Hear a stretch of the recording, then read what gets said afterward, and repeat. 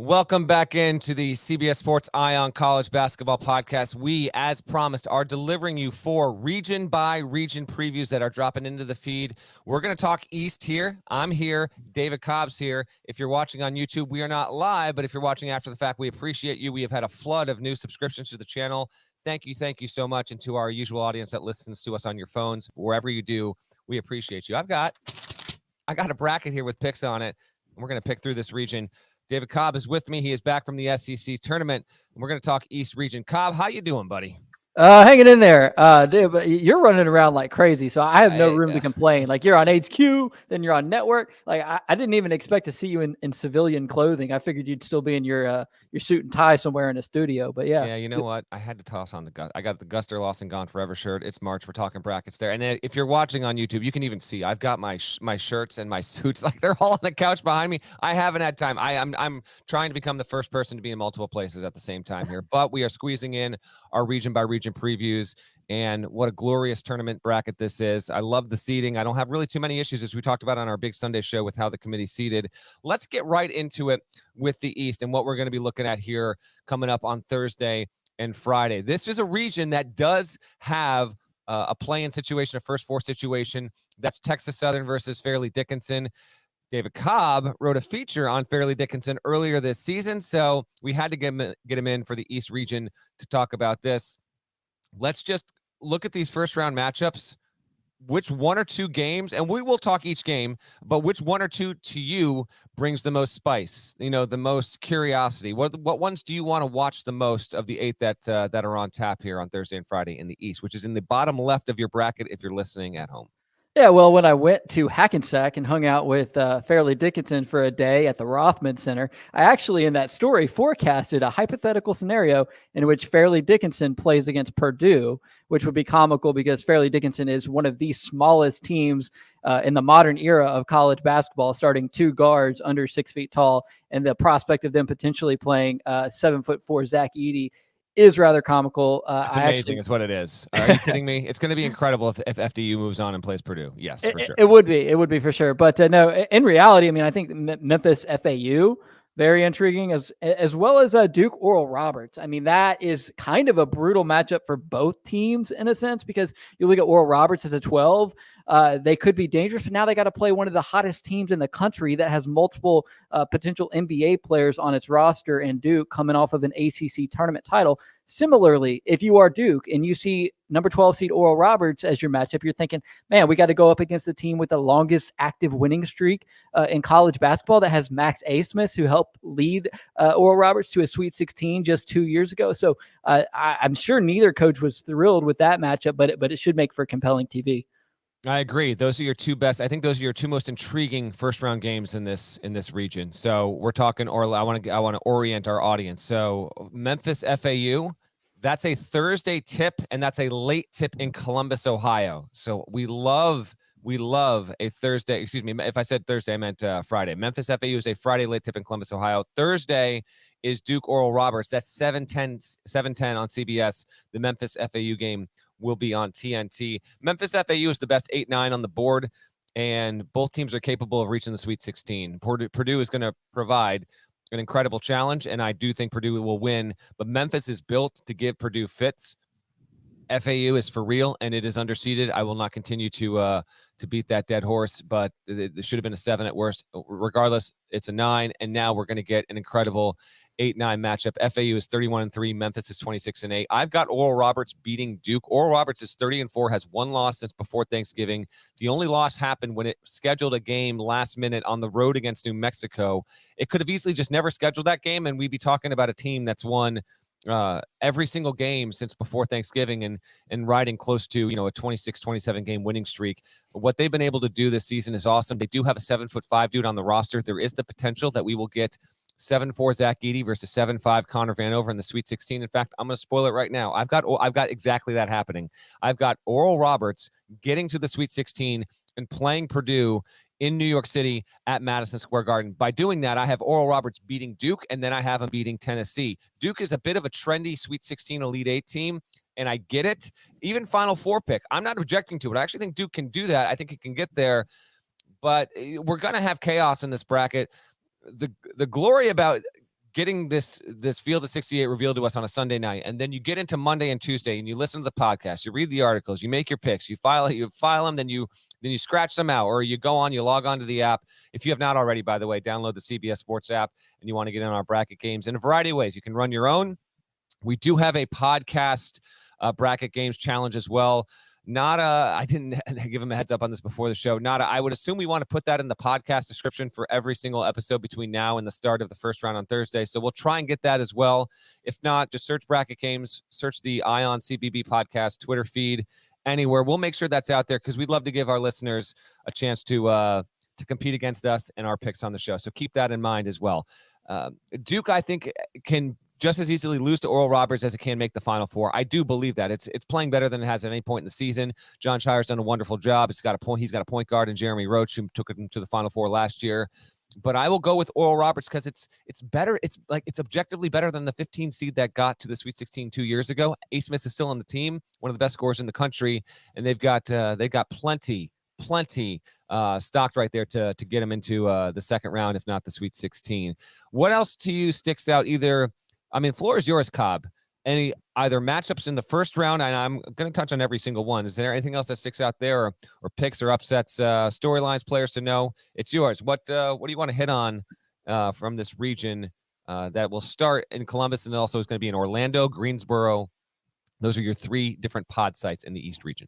Yeah, I do a lot of radio with guys in Memphis. I'm from Memphis, and I worked at the paper there for a time covering the Grizzlies. And the last 3-4 weeks, we've regularly been discussing hypothetical NCAA tournament matchups for Penny Hardaway's Memphis Tigers. And what we decided on is that the 8-9 matchup actually wouldn't be all that bad for Memphis because they weren't going to get pitted against Alabama, who they already played this season. They weren't going to get pitted against Houston, who they played 3 times in the regular seasons. When you include the conference tournament championship game on Sunday.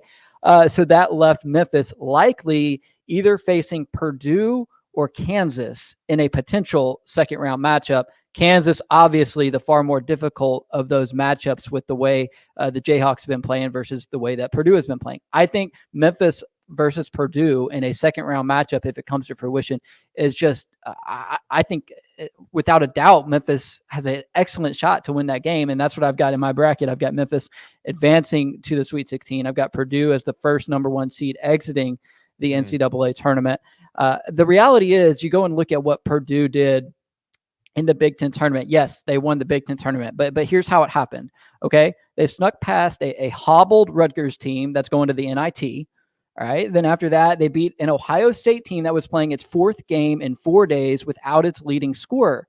And then in the title game against number 10 seed Penn State, they almost blew a 17-point lead in the final 6 minutes of the game. And then entering the Big Ten tournament, they were just 4-4 over their last 8 regular season games. I know that the way you close the season doesn't always predict NCAA tournament success, but Memphis is on a heater right now, riding high off of a AAC tournament victory over Houston. They have 2 incredible senior leaders and very productive players in Kendrick Davis and DeAndre Williams.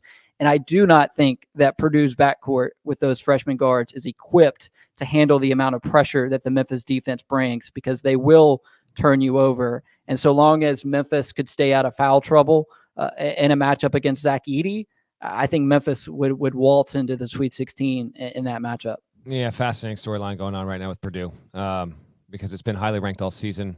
It's had March woes, and then it gets the brutal draw. It just does, man. When you look elsewhere, and we're going to have these other region previews for you to key in on, but Bama would get either Maryland or West Virginia. Houston's going to get either Iowa or Auburn, and then Kansas is going to get Arkansas or Illinois. Kansas getting Arkansas, that's no easy thing either. But to me, Purdue got the toughest draw for the second round, and it will be a takes apocalypse if Purdue can't even get to the Sweet 16. It just will. So keep an eye on that. They'd probably rather face FAU. I don't even know if Memphis can get past FAU. FAU is for real. That could be a tremendous game. Tennessee's going to play Louisiana. I'm not seeing it there. That right there is a Friday tip. That's going to be a late tip sometime around 9:45 on CBS. That's emanating out of Orlando. It will follow Duke versus Oral Roberts on the top half of the bracket there. I like Cobb's Vols to be able to get a win there, but I do have them losing to Oral Roberts. Let's go down to the bottom half of the bracket here, Nada, if you could. In Greensboro, Kentucky is the 6th. It's going to play Providence. That game is going to be on CBS at 7:10 Eastern on Friday. Kentucky has really helped itself out and helped shift the perspective on its season. Now, is it going in as the SEC champ? No. Did it even bow out a game too early? Yeah. I mean, Vandy was able to beat UK for the second time in 3 games. But other than Vanderbilt, Kentucky doesn't have a loss since February 11th. So that's the good sign, including in that run, if you will, is the big time home win over Tennessee and then the convincing road win against Arkansas for the Wildcats. I don't think this is going to be too much of a game. Providence does like to play close. I kind of like Kentucky to win comfortably. This is the Bryce Hopkins revenge game. Hopkins was at Kentucky. Now he's at Providence, and lo and behold, he's facing his former team. So you've got a pretty juicy storyline there. The other half of this is going to be the late tip on Friday out of Greensboro. That's Kansas State, Montana State. I actually thought Kansas State might be a little bit vulnerable to a first-round upset, but I'm not seeing it with Montana State. It doesn't have the profile, that statistical profile that would suggest that the Wildcats are actually vulnerable there. Now that I've said that, go ahead and celebrate, Montana State fans, if you found this region preview, because I might have just jinxed you. That's how this pod works. What are your thoughts on that double banger in Greensboro that's going to go down on Friday night? Yeah, I'm kind of with you. I think Kansas State is a little bit of a sleeper here in this bracket due to Purdue's vulnerability that we've discussed. And given Marquette is riding in off this Big East tournament title, I mean, they're going to be a trendy pick. They are my pick to advance out of this region. But Kansas State's flown under the radar since the initial excitement under Jerome Tang and how they were putting it all together, and Keontae Johnson's back playing college basketball. You know, they didn't win the Big 12 regular season title. They didn't even make the Big 12 tournament championship game. But if you go and look, this team has improved defensively quite a bit over the course of this season. And I think that positions them well when you've got 2 veterans in your backcourt there in Keontae Johnson and Marquise Noel getting you some buckets. I don't view Montana State as a serious upset threat like you. So I'm kind of digging what K-State could do, certainly to advance to the second weekend here. And we'll pick this entire region in just a minute. Just want to get to the first round games. On the bottom half, Columbus. So we're on Friday. Again, these are your afternoon games on Friday. CBS gets the first game of the day, as it always does. That's going to be Michigan State, the 7, playing Southern Cal, the 10. 12:15 tip on Friday, get you going. Thursday is the better overall TV day in terms of matchups, but Fridays, they're both amazing. I'll be in Albany, so I'll have to second screen this. I'll have the iPad up as I get ready for those games. The other one is the 2:15 in Columbus. That's going to follow MSU, USC, Marquette, the 2 seed coming off the Big East tournament championship run. Getting Vermont, the 15, the America East champion, and Vermont has become something of a regular from the America East here. John Becker with yet another great season. Vermont is tied for the 16th best winning percentage over the past 11 years since Becker got there. That's in the country. That's tied with like North Carolina right now. So UVM is no joke there. Michigan State's USC doesn't bring a lot of inherent appeal, I don't think, in that matchup. But sometimes it's those games that are just kind of lingering there on the 6-11 or 7-10 board, and we get surprised. So don't be shocked if Sparty versus the Trojans winds up actually being pretty watchable overall. Let's pick through our region here. I'm gonna cue you up first, Cobb, because there's another element to this. As I look at this bracket, plenty of names to know. Zach Edey, National Player of the Year frontrunner. Kendrick Davis, one of the 3 or 4 best combo guards in the country. Duke's got Filipowski, who's been a top 5 freshman, in addition to Jeremy Roach, who's a familiar name. Tariq Whitehead's going to go in the lottery. Oral Roberts is Max Asmus, one of the 2 or 3 best scorers in the country. Tennessee doesn't have Ziegler. Scott Vescovy. It doesn't have big name appeal, but still, it's Tennessee. Rick Barnes, by the way, 25-25 all-time in the NCAA tournament. Kentucky has the reigning National Player of the Year, Oscar Tshiebwe. Antonio Reeves is really the key guy for them, but he's a big name as well. Bryce Hopkins, we mentioned him before at Providence. Kansas State has the most valuable transfer in the country in Keontae Johnson, Marquise Noel. They're one of the best 1-2 forward combo 1-2s in the nation. Michigan State doesn't have a huge name. It's a really good 3-point shooting team. Malik Hall is probably their most important player, but Tyson Walker has been on fire as of late. And then Marquette's got Tyler Kolek, who's only one of 13 players ever to win Big East Player of the Year and Big East Tournament MVP. So those are some names to know in this bracket. That being said, Cobb, tour us through this right now. Your bracket. Who's winning first round and second round, Sweet 16, Elite 8, the whole thing? Go. Yeah, I mean, I got Purdue advancing, shocker, right? But Memphis over FAU. Then I got Duke over Oral Roberts. I just think it's a tough draw for Oral Roberts. The only other time this season they played a team with this caliber of athletes, they just got blown off the floor by Houston. Granted, that was back in November, but just a little bit of a tough matchup for ORU. I would have liked to have seen these guys get a different 5 seed than a red hot Duke team. So Oral Roberts there, Tennessee over Louisiana, Kentucky over Providence, Kansas State over Montana State, and then I got Michigan State over USC. Never doubt Tom Izzo in March. Although, you know what? Andy Enfield has some good stuff on his NCAA tournament resume from back in the day at Dunk City. And then obviously, I alluded to it earlier, but Marquette advancing from there. And then, so basically in New York, I would have Memphis playing Duke. And then I would have Kansas State playing Marquette, with Marquette advancing with what would that be? An Elite Eight win over Duke and making the Final Four. So I got Shaka Smart and the Golden Eagles going all the way to Houston. I just think that with Purdue's vulnerability, Tennessee's lackluster performance in the second half of the season, combined with the loss of Zakai Ziegler, this one's ripe for somebody from down on that bottom half of this bracket to advance, and that's either Kansas State or Marquette, and Marquette is just they're putting it all together right now. I think they're an easy team to pick from this region. We think there's any chance Kentucky can break through to an Elite Eight, Cobb? We think that's on the table whatsoever? I don't think they're healthy enough. I mean, you go and look. I saw them in Nashville this past week, and they got 17 minutes from the entire bench, and that's C.J. Frederick playing 14 of those with clearly not 100% healthy himself, coming back from cracked ribs. He's supposed to be a 3-point shooter, but I mean, just do an air shot, right? Like your ribs are a part of your shot. Like I just can't see it.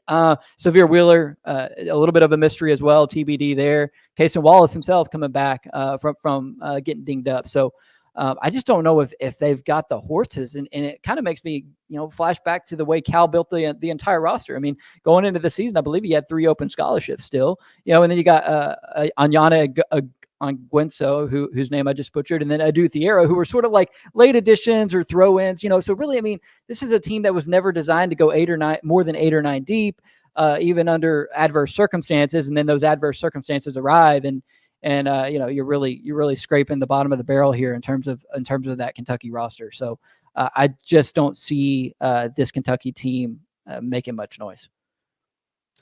Something about this region, I get the most chaotic energy from this one of the 4. We'll see. Your Marquette pick to the Final Four is a good one.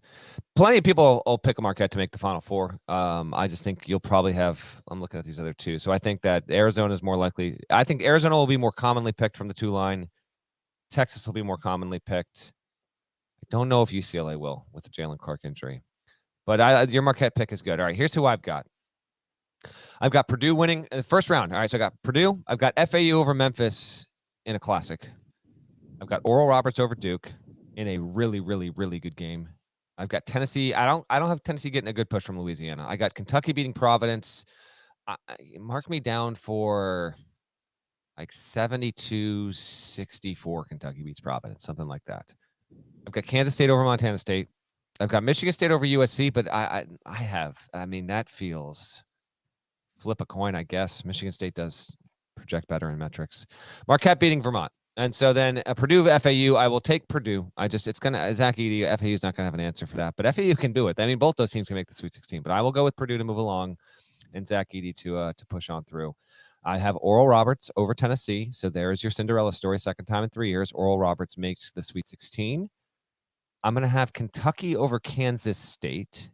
All right. I will rely on Calipari to, again, get a team at Kentucky entering the tournament with a seed lower than fans wanted going into that season. I will have Kentucky beating K-State to get to the Sweet 16 and atone in part for last season's St. Peter's disappointment and overall just some of the negative vibes that just haven't been able to be fully pushed away from that program before next year's big recruiting class comes in. So give me Big Blue Nation beating K-State. That's a Wildcat special, by the way, second round matchup there.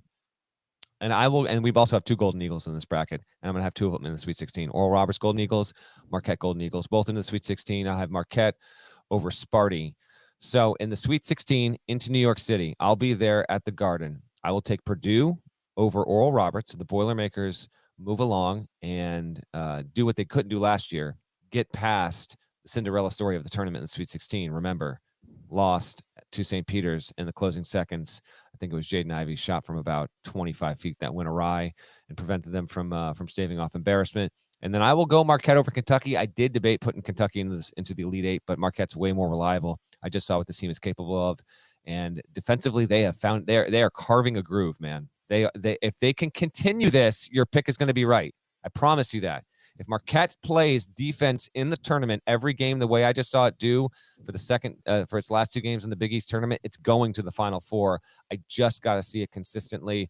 If you're listening to this pod on Monday, I'm scheduled to have a little thing on Shaka. I talked with him after the championship win. I'll have a little piece on him. Did you ask him like when he became an offensive guru? We did not get into that specifically. It's more about his career reboot and the decision to do all this stuff. But that's what sticks out to me about Marquette is it's the offense, which is not what he was known for at Texas. And it blows my mind. You go and look at their 2-point shooting percentage, which is sort of an odd metric to hone in on in the modern era of basketball. But that's what makes them elite is they get the shots that they want on every single possession, and they make them. And you got Kolek and Cam Jones and Maxence Prosper. These guys are all shooting like 60% or better from 2-point range. And that, of course, just opens the floor up for the driving kick, and they've got 3-point shooters as well. It's just sort of baffling to me, like how Shaka Smart has turned this page schematically and become the coach of one of the nation's best offensive teams. Yeah, no, it's an awesome story. And Marquette's for real. It's a wagon. I've got Purdue Marquette in the regional final in New York City. That'll be a Saturday, by the way. Normally the East region gets a Sunday tip. Not this year. It's going to be a Saturday. This is my only 1 versus 2 matchup in my bracket. Give me Purdue. Give me the Boilermakers. I will take Zach Edey. Here's my thing. Big picture. I'm going to say Purdue makes the Final Four, and over those 4 games, you're going to see Zach Edey. Give me Zach Edey averaging 24.5 points and 16.5 rebounds. I'm serious, man. I got a feeling that this he'll do that. He'll do that. He can do it, and I think it's going to be key. And I'm going to trust the guards, the freshman guards. That's where you lose me. That's where I lose a lot of people. And it's not just them. Like Mason Gillis hit 9 threes in a game this season. Ethan Morton is an underrated player for what he does. Caleb First, it might be breakout time for him. Painter's a really, really good coach. I will take Purdue to exercise the demons. But if you are fading Purdue, I'm not going to say you're silly for doing so. I think there is a real case to be made that Purdue can get picked off reasonably. I'm not even talking about like, oh, maybe if things break. No, reasonably. Second round, Sweet 16, Elite 8. It's going to have to really earn this, I would think. So you've got Marquette. I've got Purdue. Any final thoughts on the East? Nah, the role players surrounding Zach Edey are all really good role players, but they need a secondary star. And there have been moments where, you've seen that from Braden Smith. There have been moments where you've seen that from Fletcher Lawyer. At the end of the day, though, those are freshman guards on the biggest stage in the sport. I think history shows us that they're probably not the most trustworthy. So, hey, I dig it, though. I dig the fact that we're at odds here because it illustrates what's great about this time of year. You never know what can happen. I'm rolling with Marquette. I think Purdue's headed towards an early exit, but you know what? There's 14 other teams, 15 really, if you consider the play-in, who can make a run too. So one of us will be right, or maybe neither of us will. It's the region with the National Player of the Year. It's the region with the Cinderella story from 2 years ago, Oral Roberts. It's the region with one of the best small school stories all season in FAU. It's the region with John Calipari, a Hall of Famer. It's the region with maybe the National Coach of the Year, Shaka Smart. It's the region with one of the greatest March coaches ever, Tom Izzo. It's the region with Duke. There's just so much going on in the East. Great stuff. David, thank you so much for joining me. This has been your East Region preview. Next up, I'm going to be doing the West, and we're going to switch up this roster. Thank you so much for watching and listening. Keep it locked on this feed. We're going to have no shortage of preview stuff coming for you for the rest of the day and leading up to the first round tipping off on Thursday. Talk to you soon.